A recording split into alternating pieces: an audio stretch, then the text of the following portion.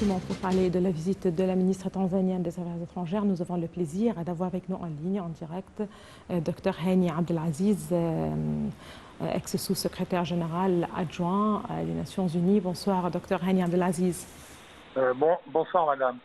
Et justement, j'aimerais parler des relations entre l'Égypte et la Tanzanie, mais j'aimerais en fait commencer avec justement cet intérêt accordé par l'Égypte à justement promouvoir ses relations avec ses partenaires mondiaux. Pourquoi? En fait, parce qu'aujourd'hui, il y avait aussi la visite du ministre des Affaires étrangères Le Temps. Avant ceci, à la fin de la semaine dernière, c'était la ministre tanzanienne des Affaires étrangères. La semaine d'avant, c'était le président polonais qui a effectué une visite en Égypte. Et justement, quel regard vous portez justement sur cet intérêt accordé par l'Égypte à multiplier et renforcer ses relations avec ses différents partenaires mondiaux?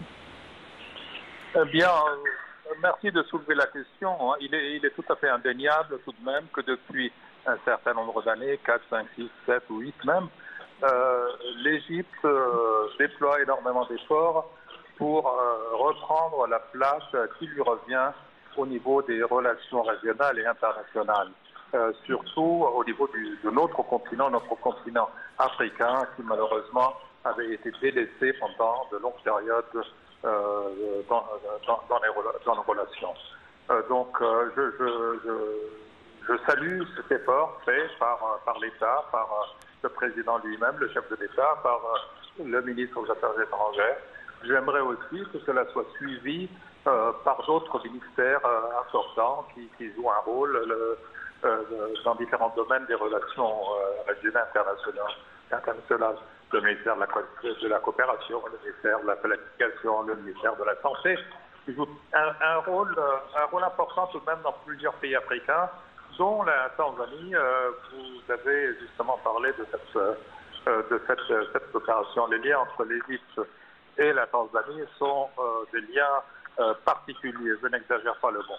Il est vrai que la Tanzanie n'est pas un des 2-3 poids lourds de l'Afrique, mais tout de même c'est un poids moyen qui occupe une place importante au niveau stratégique, au niveau géographique, et qui, par exemple, dans sa deuxième capitale, Arusha, abrite un siège des Nations Unies, y compris un siège du tribunal pénal international, dont je connais certains collègues qui travaillent là-bas.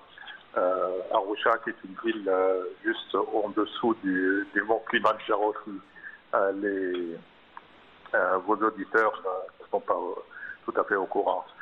Donc, les relations égyptiennes avec la Tanzanie aussi remontent du temps du président Nyerere, que j'ai eu l'honneur de rencontrer à plusieurs reprises dans la résolution de certains conflits en Afrique, où il a joué un rôle important dans la libération, dans les mouvements de libération africains, à l'époque, avec plusieurs autres présidents, le président Nasser, par exemple, le président Nkrumah du Ghana, le président Sékou Touré de la Guinée. Donc ce sont bien particulier actuellement, même, des compagnies égyptiennes construisent un des barrages les plus importants de l'Afrique, un barrage hydraulique, avec des compagnies égyptiennes, je ne mentionnerai pas les noms, mais qui couvrent des domaines pas simplement de la construction, mais aussi des contrôles électriques pour la production d'énergie propre. Et je crois avoir noté, par exemple, que Madame la ministre des Affaires étrangères tanzanienne a longuement parlé dans sa déclaration conjointe avec le ministre Choukri de la réunion Code 27 qui va se tenir cette année à Sharm el-Sheikh et assurer l'Égypte de la contribution tanzanienne au meilleur niveau possible et sa coopération dans ce contexte.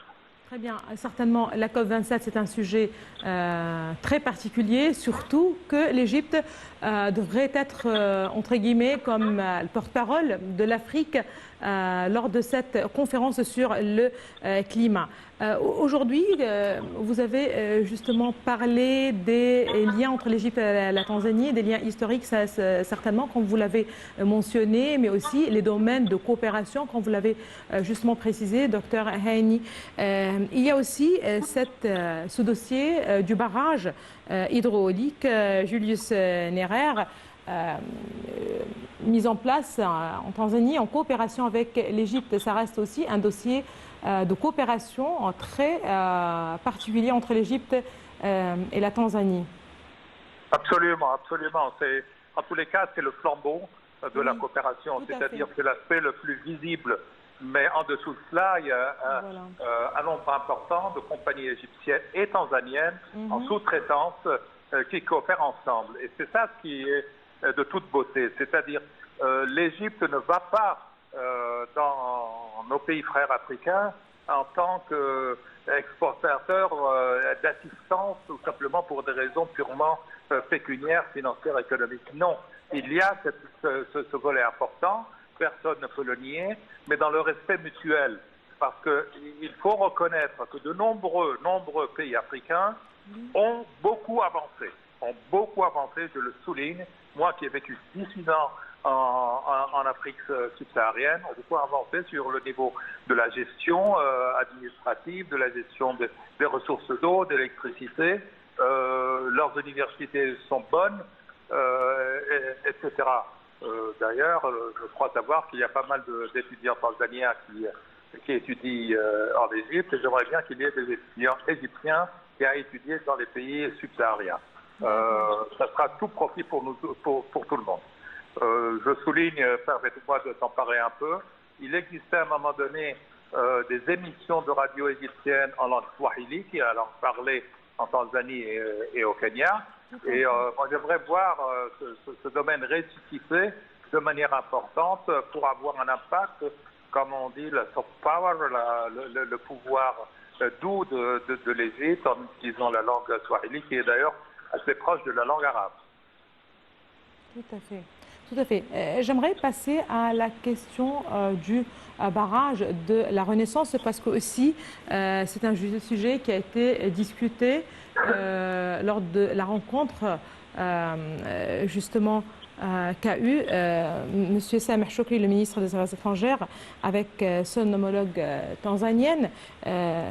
Justement, on insiste sur le droit de l'Égypte.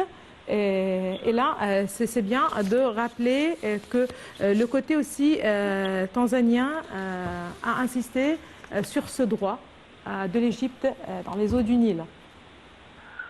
Oui, mais en tous les cas, j'ai bien suivi la déclaration, la conférence de presse. Ce que vous dites est bon, j'espère que c'est comme ça. Je ne suis pas très sûr. Moi aussi, je l'espère en fait. Hein? Moi aussi, je l'espère en fait. Oui, je l'espère, voilà. C'est la question. La question, c'est que les pays africains sont très divisés et dans leur grande partie, même des pays de l'Afrique du Nord, ne sont pas rangés aux côtés de l'Égypte dans la défense de son droit inaliénable, qui est un droit de survie pour une population de 104-105 millions d'habitants, tout de même. Mais il y a la diplomatie éthiopienne est une diplomatie forte, on doit le reconnaître, et qui a influencé beaucoup sur les autres pays de l'Afrique, jouant sur plusieurs cordes, qu'elles soient régionales, de langue, linguistique, etc. Mais je répète que, par exemple, il n'y a pas eu, par exemple, de soutien réel, à part de la Tunisie, un peu de la part du Maroc, pas du tout de la part de l'Algérie, en soutien aux positions égyptiennes, malgré que l'Algérie et le Maroc sont des poids lourds tout de même de la diplomatie en Afrique, surtout l'Algérie, avec ses relations tout à fait particuliers avec l'Afrique du Sud et avec le Nigeria. Je n'ai pas honte de le dire si ouvertement, mais j'attends toujours les résultats de la visite du président algérien qui s'est fait en Égypte pour voir comment ils vont exercer leurs bons offices pour allier la position de l'Afrique du Sud et celle de la Tanzanie aux côtés de celle de l'Égypte. Très bien. Merci beaucoup à vous, Dr Hani Abdelaziz. Vous êtes ex-sous-secrétaire général adjoint des Nations Unies. Merci beaucoup de vos précisions. Et là, justement, on reste avec le même dossier, puisque c'est l'Égypte, comme on l'a déjà précisé, c'est l'Égypte qui construit en Tanzanie un barrage d'envergure qui pourrait être le 4e plus grand d'Afrique en matière de production d'électricité. C'est la compagnie nationale égyptienne Arab Contractors qui est en charge de la construction du projet hydroélectrique Julius Nyerere dans la réserve de chasse de Selous en Tanzanie. Le coût de ce projet s'élève à 3 milliards de dollars. Notre collègue Dalia Karam vous propose plus de détails.